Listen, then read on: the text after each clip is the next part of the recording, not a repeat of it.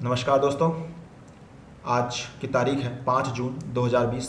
तो आज की करंट अफेयर्स की पहली न्यूज़ है कि प्रधानमंत्री ने अंतर्राष्ट्रीय टीका गठबंधन है एक गावी उसको 15 मिलियन अमेरिकी डॉलर देने की बात की है और उन्होंने कहा है कि इस चुनौतीपूर्ण समय में भारत दुनिया के साथ एकजुट होकर खड़ा है। ठीक है ना। और ये एक वर्चुअल ग्लोबल वैक्सीन शिखर सम्मेलन था, क्योंकि वर्चुअल इसलिए है क्योंकि हम लोग को पता है कि कोविड-19 स्प्रेड है इसमें पूरे वर्ल्ड में, और उसकी वजह से मीटिंग आपकी हमेशा वर्चुअल ही हो रही है हर जगह। तो अभी वर्चुअल भारत ने सबसे प्रथम किस कंट्री के साथ वर्चुअल मीटिंग की है, तो वो है आपका ऑस्ट्रेलिया है। तो यहाँ से क्वेश्चन भी क्लियर होता है। 4 तारीख के करंट अफेयर्स हम लोग पढ़े होंगे। तो अगर हम लोग गीवा के बारे में गावी के बारे में बात करें तो गावी में के बारे में कहा जाता है कि गावी आपका एक वैक्सीन अलायंस है। इसका फुल फॉर्म है GAVI का फुल फॉर्म है global alliance for vaccines and immunisation. इसका फुल फॉर्म है, ये आपका अलायंस है। ओके, ये पब्लिक प्राइवेट पार्टनरशिप यानी कि PPP मॉडल पर आधारित है। पब्लिक में आपकी कंट्रीज भी आती हैं जो इसमें डोनेट करना चाहती हैं। इसमें आपका WHO भी आता है, यूनिसेफ भी इसमें फॉल है, वर्ल्ड बैंक भी इसमें आता है। ठीक है। और प्राइवेट पार्टनरशिप में सबसे बड़ा इसका साथी है प्राइवेट में bill and Melinda Gates foundation. Okay, तो ऐसे ऐसे जो क्षेत्र के जो अच्छे जो सोशल इशू पे वर्क करने वाले संस्थाएं हैं वो भी इसमें आके अपना सहयोग देती हैं और इसमें इसको फंडिंग करती हैं।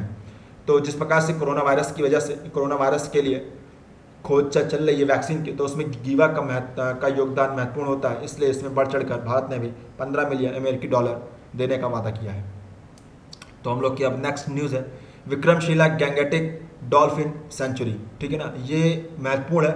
Bihar government is setting up India's first observatory for the mammals in Bhagalpur district at the Vikramshila Gangetic dolphin sanctuary. Okay, the structural design of the observatory is such that it will promote ecotourism. ठीक है ना। तो Vikramshila Gangetic dolphin century कहाँ बनाई गई है? विक्रमशिला से पता चला। विक्रमशिला विश्वविद्यालय आपका भागलपुर डिस्ट्रिक्ट में ही है बिहार में, तो भागलपुर में ही बनाया जाएगा क्योंकि आगे विक्रमशिला लगा है। तो इससे तो कन्फ्यूज़न नहीं होना चाहिए। हाँ, बस ये ध्यान रखना है कि ये पूरे भारत देश की इंडियाज़ फर्स्ट ऑब्जर्वेटरी है मैमल्स की। India's first observatory for the mammals कहाँ बनी है? भागलपुर में। किस जगह बनी है? विक्रमशिला गैंगेटिक डॉल्फिन सेंचुरी नाम है। ओके, ये प्रमोट करेगी इको टूरिज्म को।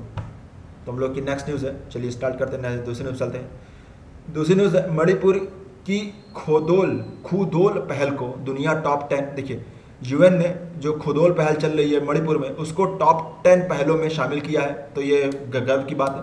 और अगर इस पहल के बारे में बात किया जाए तो मुख्य बिंदु है कि खुदोल एक आपकी नॉन गवर्नमेंट ऑर्गेनाइजेशन की पहल है। तो पहली बात यही कंफर्म होता है कि ये सरकारी पहल नहीं है, ये आपकी NGO करा रही है जिसका नाम याल कहा जाता है इसे। NGO ने इस पहल के तहत LGBTQ कम्युनिटी जो है उनके लोगों को दैनिक वेतन भोगी और एड्स से प्रभावित लोगों को भोजन, स्वच्छता और स्वास्थ्य सुविधा प्रदान करने की में सहायता की है। इन समसेवकों के माध्यम से संगठन ने 1000 स्वास्थ्य किट, 1500 कॉन्डोम और 6500 सैनिटरी पैड्स भी वितरित किए हैं। तो खुदोल पहल के तहत ये सब काम किया गया है। ओके, और जिस प्रकार से इस समय कोरोना वायरस स्प्रेड है तो उसकी वजह से LGBTQ कम्युनिटी के ऊपर कम ध्यान दिया जा रहा है। और जिस प्रकार से LGBTQ कम्युनिटी वाले अधिकतर जाते थे शादी समारोह में, जाते थे, अपने प्रसार करते थे अपनी कला का, तो जिस प्रकार शादी समारोह सारे ऑर्गेनाइजेशंस की तरफ से सब कुछ बंद है, तो इस वजह से इनके रोजगार पर भी धक्का लगा है। तो इसकी वजह से जो ये NGO है ये यालाल, ये हमेशा LGBT कम्युनिटी के लिए पहल करती आई है और इस बार भी कर रही है। तो इसी वजह से इस पहल को UN ने टॉप 10 पहलों में शामिल किया है। खुदोल पहल याद करिएगा मणिपुर की है और ये एक NGO के द्वारा चलाई जा रही है और ये LGBTQ कम्युनिटी के लिए है। ओके, आगे चलते हैं। आज है 5 जून, तो 5 जून को वर्ल्ड इन्वायरमेंट डे मनाया जाता है। 5 जून को वर्ल्ड इन्वायरमेंट डे मनाया जाता है। अगर आप लोग को पता है तो बताइए वर्ल्ड अर्थ डे कब मनाया जाता है, आप बताइए कमेंट सेक्शन में। आगे चलते हैं। Uday Kotak takes over as CII president. CII के प्रेसिडेंट बने हैं उदय कोटक। उदय कोटक को नया CII प्रेसिडेंट नहीं बनाया गया है, नई नियुक्ति है, तो इसके बारे में ध्यान रखिए। दूसरा है Krishnendu Majumdar becomes the new chairman of British Academy of Film and Television arts, BAFTA. BAFTA महत्वपूर्ण ऑर्गेनाइजेशन है, ये वनडे एग्जाम से पूछे जा सकते हैं क्वेश्चन। तो ये एक इंडियन नेम है, तो इसके बारे में जरूर पूछा जा सकता है। कृष्णेंदु मजूमदार को बाफ्टा का चेयरमैन बनाया गया। बाफ्टा का फुल फॉर्म है British Academy of Film and Television Arts. Okay जी, जैसे आपका आईफा है तो उसी प्रकार से ब्रिटेन में इसका नाम है बाफ्टा, उसी के तर्ज पर बाफ्टा है। आगे चलते हैं।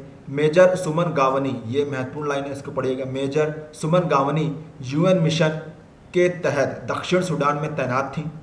हाल ही में उन्होंने अपना मिशन पूरा किया है। वह पहली भारतीय होंगी जिसे संयुक्त राष्ट्र gender advocate of the year, UN military gender advocate of the year के अवार्ड से सम्मानित किया जाएगा। ठीक है ना। मेजर सुमन, जैसे कि हम लोग पता है कि यूएन की एक सेना होती है, पीस कीपिंग फोर्स होती है, तो उसमें अधिकतर कंट्रीज़ जो हैं अपने अपने सैनिकों को वहाँ पर डिप्लॉय करते हैं उनके अंडर, और फिर उसकी वजह से फिर उस पूरे जो पीस कीपिंग फोर्स है उसको यूएन फिर अपने अपने क्षेत्र में जहाँ चाहिए, उसे लगता है कि यहाँ शांति चाहिए, तो वहाँ पे उन सेना को डिप्लॉय करता है और वहाँ पे शांति स्थापित करने का प्रयास करता है। तो उसमें इंडिया की एक मेजर सुमन गावनी है, उन्होंने अच्छा काम किया है, वो साउथ सूडान में तैनात थी।